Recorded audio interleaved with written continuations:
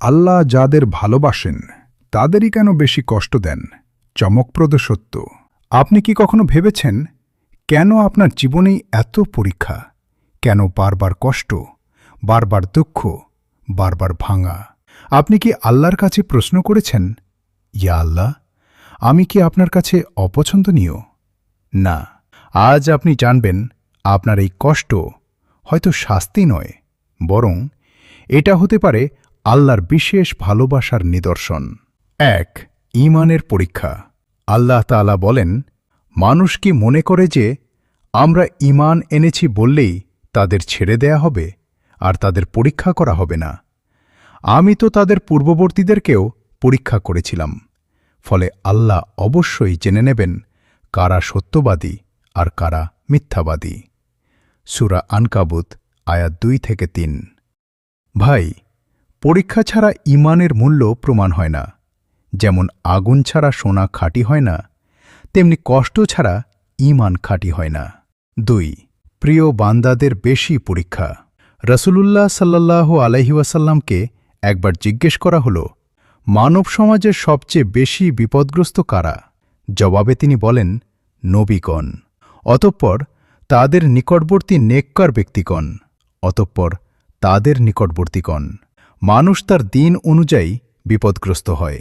যদি সে দিনের ব্যাপারে শক্ত হয়, তাহলে তার বিপদ আপদ কঠিন হয়, আর যদি সে দিনের ব্যাপারে শিথিল হয়, তাহলে তার বিপদ আপদ সহজ হয়।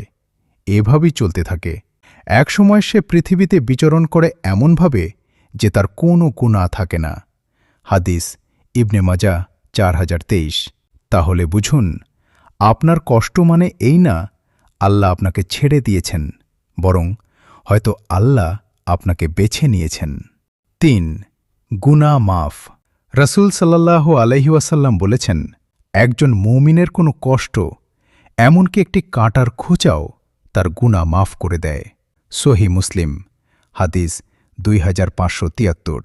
আপনার প্রতিটি কান্না, প্রতিটি ব্যথা নিঃশব্দে আপনার গুনাহ মুছে দিচ্ছে। ৪. ধৈর্যের প্রতিদান। আল্লাহ বলেন, ধৈর্যশীলদের প্রতিদান দেওয়া হবে গণনা ছাড়াই, সীমাহীনভাবে। সূরা আজ-জুমার ৩৯:১০। যখন আল্লাহ কোনো বান্দার জন্য এমন এক মর্যাদা নির্ধারণ করেন যা সে তার আমল দ্বারা অর্জন করতে পারে না, তখন তিনি তাকে শরীর, সম্পদ বা সন্তান সন্ততির কষ্টে ফেলেন। এরপর তাকে ধৈর্য ধরার তাওফিক দেন, ফলে আল্লাহ তাকে ওই মর্যাদায় পৌঁছে দেন। আবু দাউদ হাদিস ৩০৯০। দুনিয়াতে আপনি হারাচ্ছেন, কিন্তু আখিরাতে আপনি এমন কিছু পাবেন যা আপনি কল্পনাও করতে পারবেন না। ৫. বিপদে আল্লাহর দিকে ফেরা। আল্লাহ বলেন, গুরুতর শাস্তির আগে আমি তাদেরকে অবশ্যই লঘু শাস্তি আস্বাদন করাব, যাতে তারা অনুশোচনা নিয়ে ফিরে আসে। সূরা আশ-সাজদা আয়াত ২১। আমরা আল্লাহর জন্য এবং তাঁর কাছেই ফিরে যাব। বিপদ আমাদের ভাঙে না, বিপদ আমাদের ফিরিয়ে আনে আমাদের রবের কাছে। রাসূল সাল্লাল্লাহু আলাইহি ওয়াসাল্লাম বলেছেন, আল্লাহ যখন কাউকে ভালোবাসেন তখন তাকে পরীক্ষা করেন। সহিহ আল বুখারী হাদিস ৫৬৪৫। তাহলে আপনার কষ্ট হয়তো আল্লাহর রাগ না, বরং আল্লাহর ভালোবাসা। তাই পরের বার যখন আপনি কাঁদবেন, যখন আপনি ভেঙে পড়বেন, নিজেকে বলবেন, হয়তো আল্লাহ আমাকে শাস্তি দিচ্ছেন না, হয়তো তিনি আমাকে গড়ে তুলছেন, হয়তো এই কষ্টই আপনার জান্নাতের দরজা খুলে দেবে। আপনি কি ধৈর্য ধরতে পারবেন? তোমাদের উপর যে বালা মুসিবত পতিত হয় তা তোমাদেরই কৃতকর্মের ফল, এবং এর মাধ্যমে তোমাদের অনেক অপরাধ তিনি ক্ষমা করে দেন। সূরা শুরা আয়াত ৩০। তাই আজ থেকে অভিযোগ বন্ধ করুন, কেন আমার সাথে এমন হল, এই প্রশ্নটা বাদ দিন, বরং নিজেকেই জিজ্ঞেস করুন, আমি কোথায় ভুল করেছি?